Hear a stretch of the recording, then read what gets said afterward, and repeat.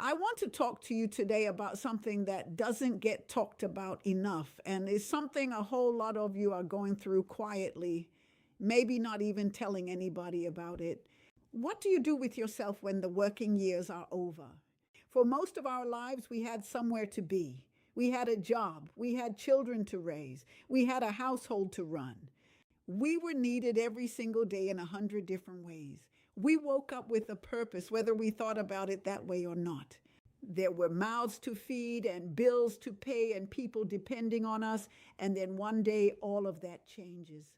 The children are grown and gone. The job is done. The husband or the wife may have passed. And you wake up one morning and the house is quiet and there's nowhere you have to be and nobody waiting on you. And if I'm being honest with you, that quiet can be one of the loneliest sounds in the world. I know because I've sat in it. Now everybody told me retirement was going to be wonderful. Finally some rest, finally some peace. And don't get me wrong, the rest was nice for about 2 weeks. And then something started to feel off. I'd get up in the morning and just kind of float through the day with no real reason to do anything. And I started to feel something I didn't expect to feel. I started to feel useless. And I want to name that feeling today because I think a lot of you have felt it too and maybe felt ashamed of it. Like you're supposed to just be grateful and content, and instead you feel empty. You feel like the best part of your life is behind you. You feel like the world has moved on and left you sitting on the sidelines. If that's you, I want you to hear me very clearly. There is nothing wrong with you. That feeling is real and it is common and it has a name. When you lose your sense of purpose, your spirit feels it.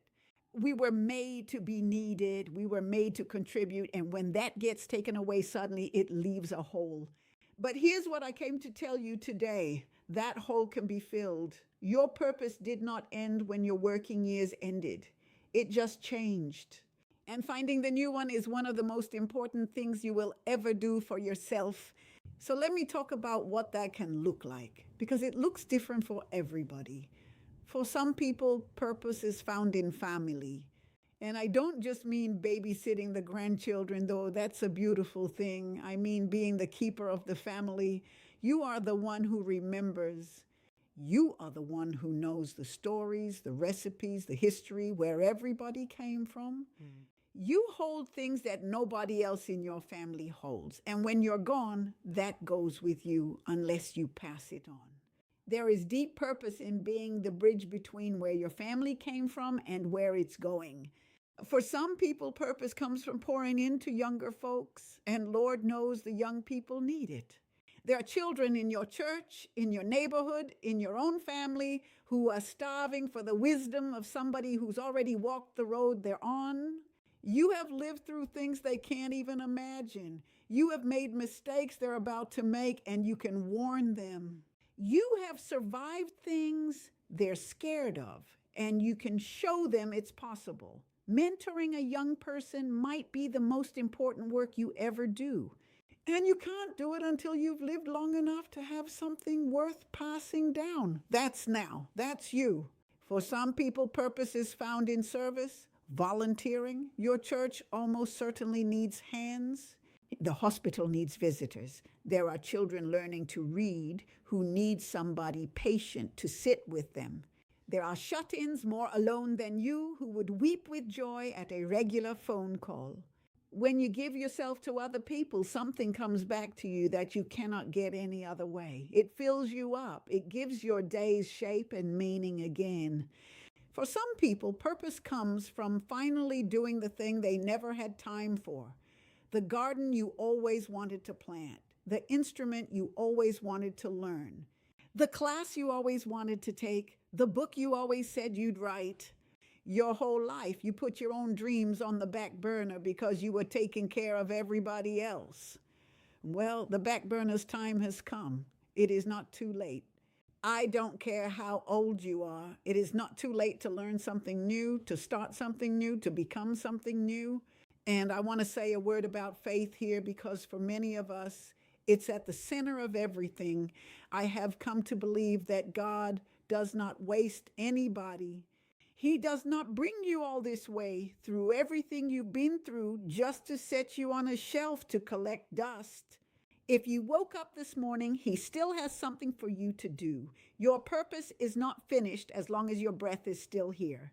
The mission may have changed, but the mission is not over. Some of the most important work people ever do, they do in their later years, because that's when they finally have the wisdom and the time and the peace to do it right.